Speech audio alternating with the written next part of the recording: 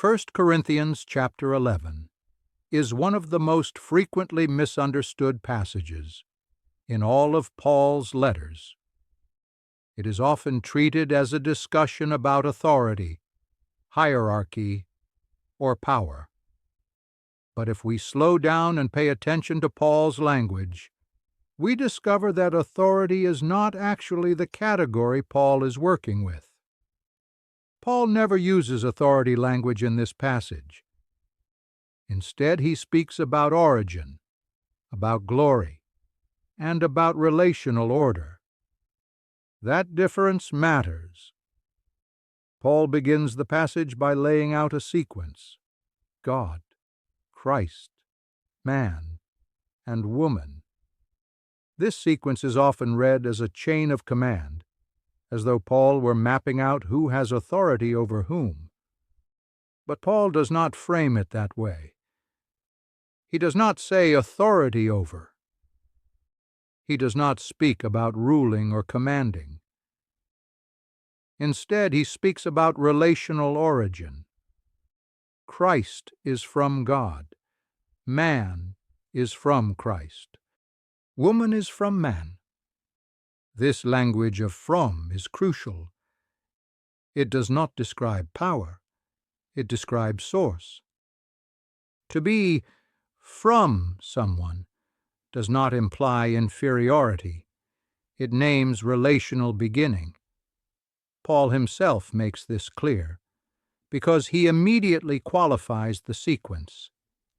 He says that man is through woman, and that all things are from God. This means that relational direction is never one way. It is reciprocal. It is interdependent. No one stands alone. No one is self-sufficient. No one is the ultimate source. If Paul were trying to establish hierarchy, this qualification would undermine his own argument. But Paul is not establishing hierarchy. He is preserving relational coherence. So why does Paul raise these issues at all?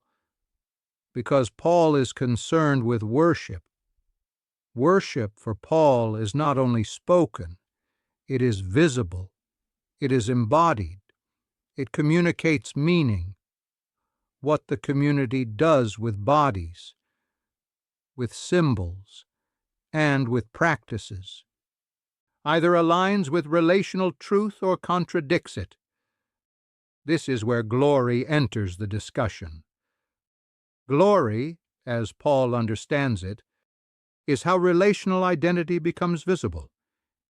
It is not about status. It is about expression. When visible practice reflects relational reality, Paul calls it glory. When visible practice contradicts relational reality, Paul calls it shame.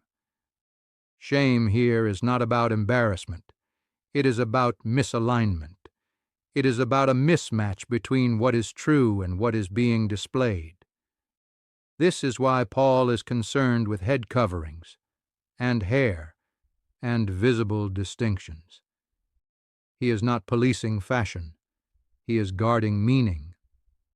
Paul wants worship to tell the truth about God, about creation, and about redeemed relationships. If worship obscures relational origin, it distorts the gospel story being enacted. This also explains Paul's reference to angels. Worship is not a private act. It is a public, cosmic act. It is witnessed.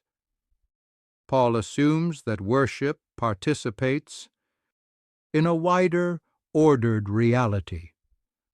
What is enacted on earth matters beyond the local congregation. So the issue in 1 Corinthians 11 is not authority. It is not power. It is not control. The issue is whether worship visibly aligns with the relational order God has woven into creation and renewed in Christ. Once this is seen, the passage stops sounding arbitrary or oppressive. It becomes careful. pastoral and deeply theological. In the next video, we'll look more closely at how glory functions in worship itself and why visibility matters so much in Paul's thinking. Thank you for watching.